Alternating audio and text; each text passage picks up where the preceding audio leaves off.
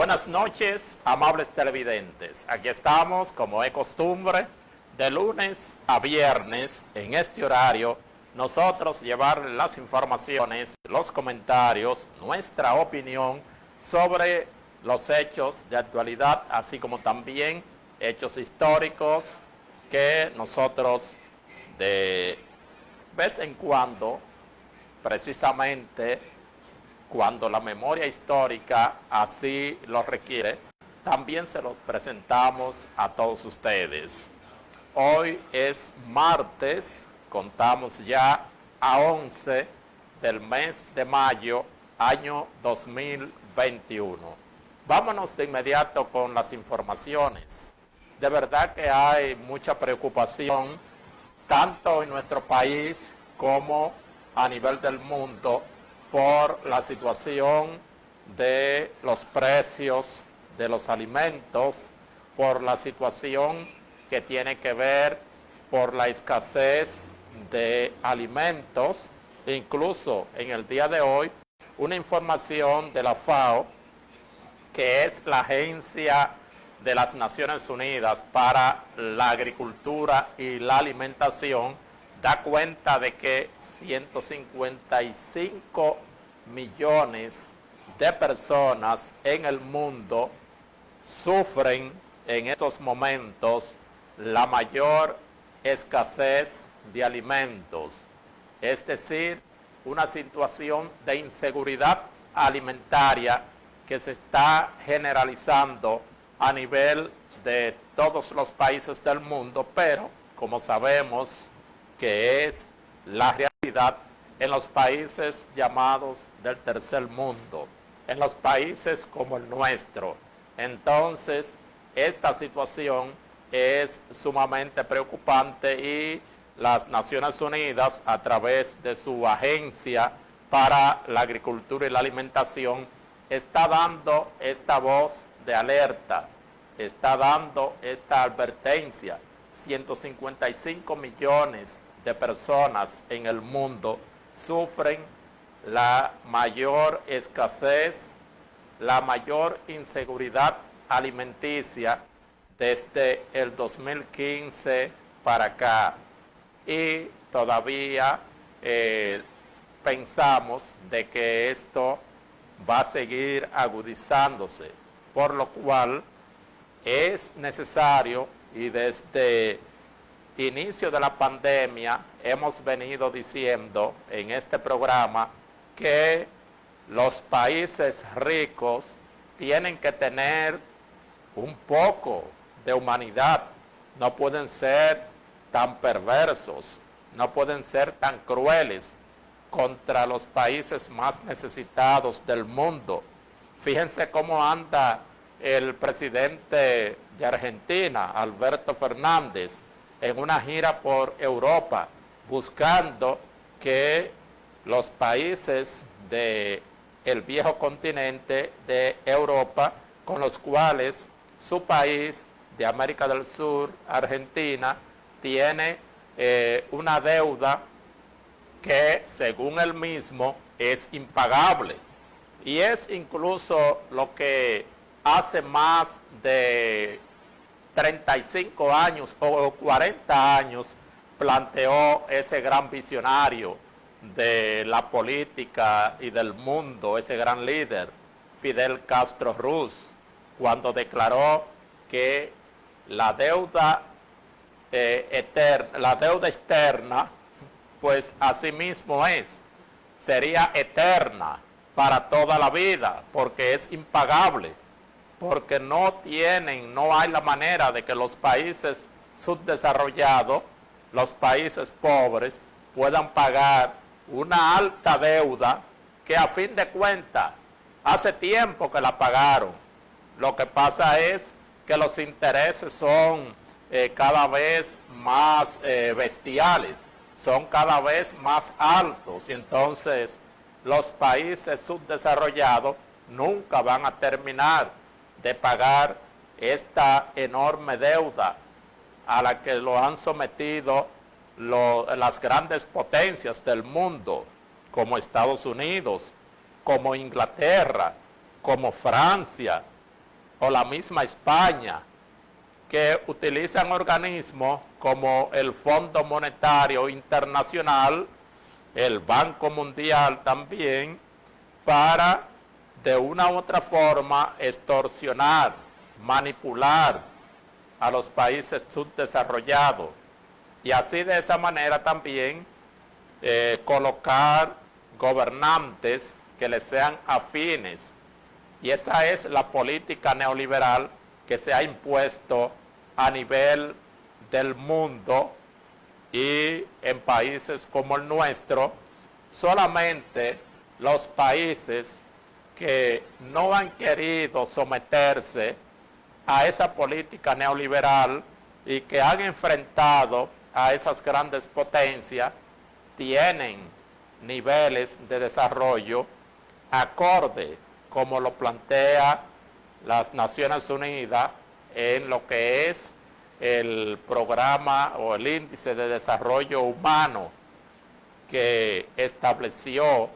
las Naciones Unidas, y aún en condiciones a veces muy precarias, porque las grandes potencias le imponen una serie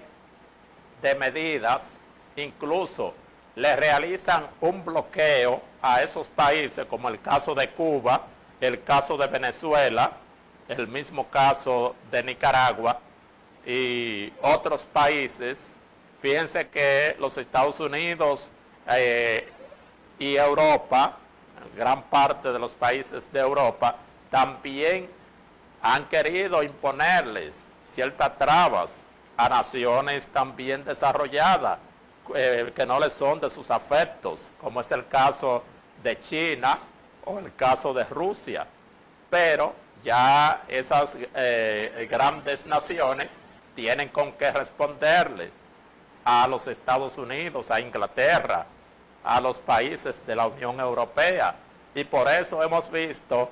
cómo China le ha sacado ventaja a millón a los Estados Unidos, porque se prepararon, trabajaron para precisamente no depender, de que su economía no dependiera de la de los Estados Unidos. Y entonces tenemos países como Cuba y Venezuela que han estado sufriendo, Cuba por más de 60 años y Venezuela por más de 15 años ya, un fuerte bloqueo en lo que tiene que ver con la economía, con la comercialización hacia otros países o con otros países. Pero han podido dar la batalla y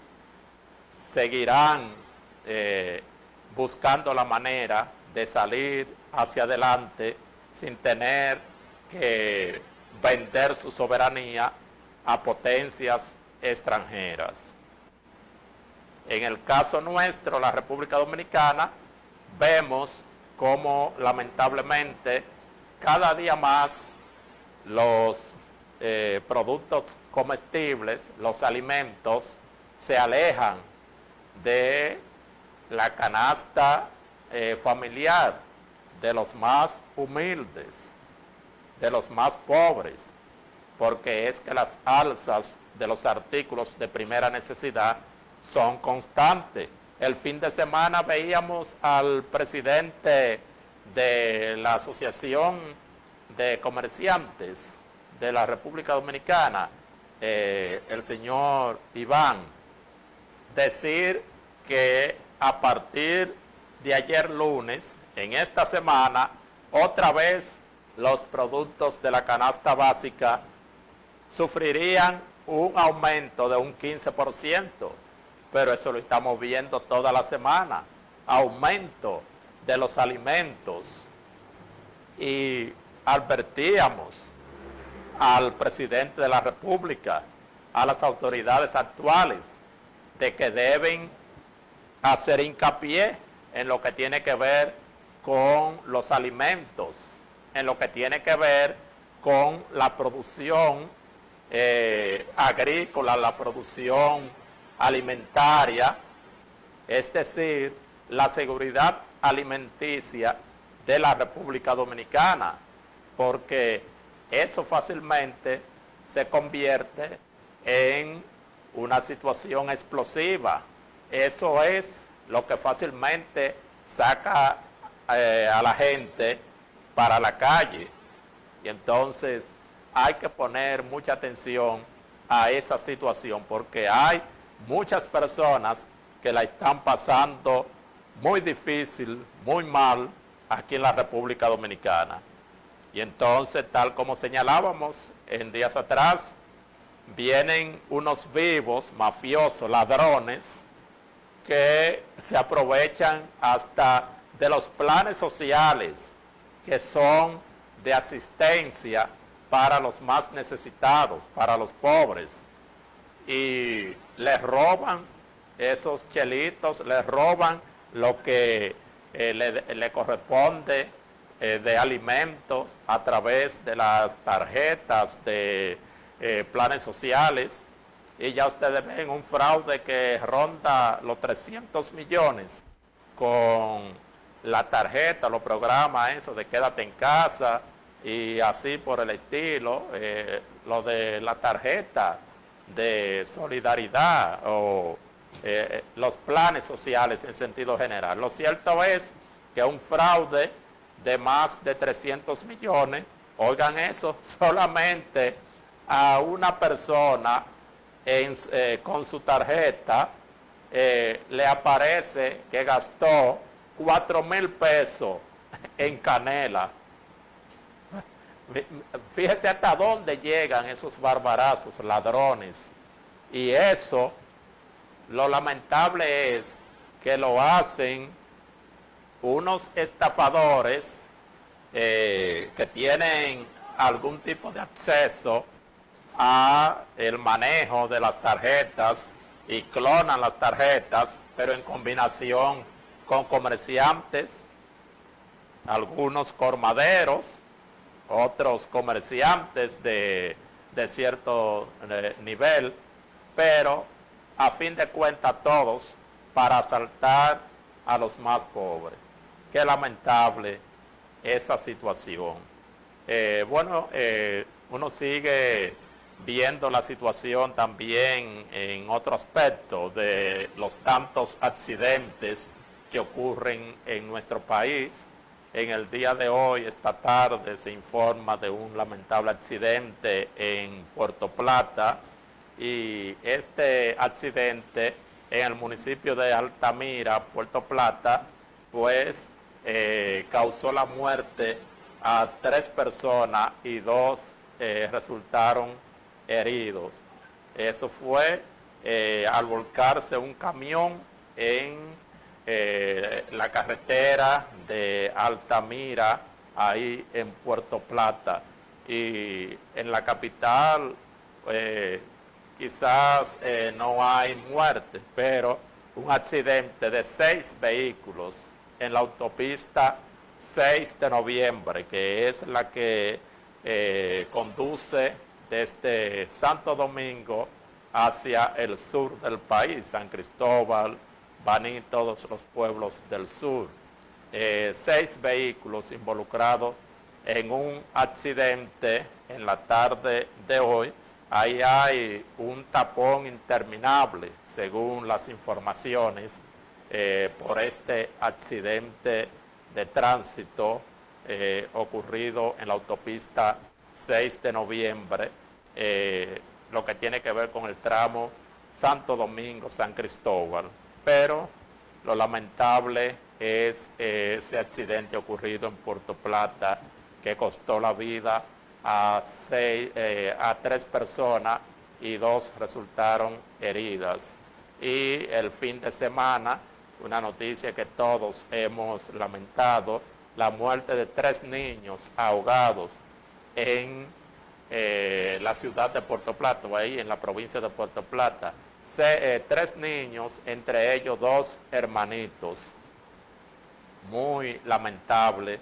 este hecho, donde varios niños pues pierden la vida a consecuencia de ahogamiento. es de verdad preocupante. Según las informaciones, estaban para aperturarse las clases en 21 municipios más en el día de hoy, pero según las informaciones da cuenta de que se dejó sin efecto la entrada de esas escuelas que iban a entrar en 21 municipios más de la República Dominicana, que se iban a sumar a los 48 municipios que se iniciaron en la primera fase, de los cuales unos 8 o 10 tuvieron que retroceder por el aumento de la positividad del COVID-19, y entonces en el día de hoy la información es de que no se va a iniciar con los 21 municipios que se habían ya autorizado. Esto así, según la información, porque el Ministerio de Educación se prepara para la apertura total, algo que no sabemos cómo se va a realizar precisamente cuando queda poco tiempo para finalizar el año escolar y cuando la mayoría de las escuelas no están en condiciones para poder reiniciar año escolar. Habría que dedicar varias semanas en el acondicionamiento de esos centros educativos. Entonces imagínense, si quedan 2 meses prácticamente, entonces se iría el tiempo en acondicionar esos centros educativos. Lo recomendable era prepararse para el nuevo año escolar, que debería iniciarse en septiembre. Sería cuando se inicie el próximo año escolar, porque no considero que no estaría listo para el mes de agosto, sino que ya sería en el mes de septiembre que iniciaría el próximo año escolar, y el Ministerio de Educación dedicarse a poner en condiciones las plantas físicas que mucho deterioro tienen y muchas limitaciones, para crear un protocolo que permita que en medio de esta covidianidad, en medio de esta nueva normalidad, que no es que va a terminar en 2 o 3 meses, esta situación seguirá, tendrá su merma el COVID-19, la incidencia en cuanto a la positividad, a los contagios, pero sabemos de que por ahora no es que podemos señalar de que se va a terminar con esta situación. Entonces, por eso se requiere de una efectividad en los trabajos de acondicionamiento y prepararse para el próximo año escolar. Pero como dijimos, los poderosos de este país, los colegios privados sobre todo, pero también intereses que se mueven a nivel de la educación, y con la presidenta, la vicepresidenta de la República, Raquel Peña, pues han logrado que se dé esa decisión de supuesta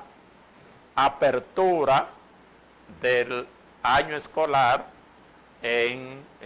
todos los centros educativos. Pero ya esperaremos a ver cómo va a transcurrir esta situación. Hablando de asuntos de corrupción y de ética, en el día de hoy se da a conocer de que todavía faltan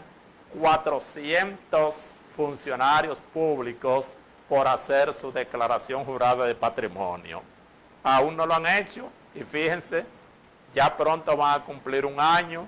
y todavía no han hecho su declaración jurada de patrimonio. Entonces, eso causa mucha sospecha, porque como si es un requisito que usted presente su declaración jurada de patrimonio para ver que usted declare lo que tiene, lo que es su patrimonio, para que cuando usted termine su función, entonces se pueda también hacer la comparación cuando al final usted vuelva y declare de nuevo, a ver si usted actuó con ética, con responsabilidad, si usted no metió la mano. Y entonces, si usted no lo ha hecho, no ha declarado su patrimonio, a la actualidad cabe la duda, o sea, de que uno piense de que la intención suya es meter la mano, cogerse lo del erario público. El presidente que actúe, porque el presidente dio un plazo, y ya ese plazo hace muchos meses que se venció, de que si no cumplían con eso, además de suspenderlos, lo iba a cancelar inmediatamente, pero no se ha hecho nada. Hoy en nuestro país se da a conocer de que 701 nuevos contagios se han producido en las últimas 24 horas y unas 10 muertes. O sea que no es que la situación ande tan fácil, no es que anda bien lo del COVID aquí en nuestro país. Por eso es que hay que tener mucho cuidado. Incluso ahora se ve cierto repunte, y por suerte que los jóvenes han dado la demostración de que acuden al llamado para vacunarse. Y desde el día de ayer fue un poquito más tímido, pero ya desde hoy, de manera masiva, los jóvenes están acudiendo a los centros de vacunación a inocularse, a vacunarse. Entonces, nosotros seguimos haciendo el llamado, motivando para que todos acudamos a vacunarnos, porque ese es un acto de amor, vacunarse, y más en una circunstancia como estas. Así es que nadie debe quedarse sin que se le aplique la vacuna. Acuda, hay en cada municipio, en cada provincia, varios puestos de vacunación, y hay que realizar este acto de amor para ver, solo así podemos entonces lograr que el COVID-19 pueda tener un stop, un pare, que podamos entonces reinsertarnos en una vida ya un tanto normal, pero se requiere de eso. En Colombia la situación sigue siendo fuerte, ya se habla de alrededor de unos 50 asesinatos, crímenes, personas muertas de manera violenta por parte de el Estado colombiano, el gobierno colombiano que dirige Iván Duque, y con su mentor Álvaro Uribe, una persona sanguinaria que fue presidente de ese país por 2 periodos y que sin lugar a dudas está catalogado como un criminalazo. Y ese fue el que llevó al poder a Iván Duque. Iván Duque es su pichón de dictador, y han continuado masacrando a ese pueblo. El Comité de Paro Nacional, que estuvo en conversación, una reunión que hicieron con el presidente de la República, no se llegó a ningún acuerdo y ha reiterado la lucha en la calle. El paro nacional sigue, ya van 14 días de paro nacional, y para el día 12, bueno, para mañana, está contemplada una gran marcha, grandes manifestaciones en toda Colombia, porque ya no aguantan más esa criminalidad. Colombia desde hace muchos años ha venido sufriendo se hizo un acuerdo de la guerrilla con el gobierno para entregar las armas, para dejar ya la lucha guerrillera, y lo que ha hecho el gobierno es que desde que se firmó ese acuerdo hace como unos 4 o 5 años, empezar a matar a los exguerrilleros, a los dirigentes comunitarios, dirigentes medioambientales, y así también a miembros de los LGTB, y el pueblo colombiano ya se cansó de esa situación. Así es que nosotros seguimos en solidaridad, y el mundo entero, en distintas partes del mundo, diversas manifestaciones de solidaridad con el pueblo colombiano.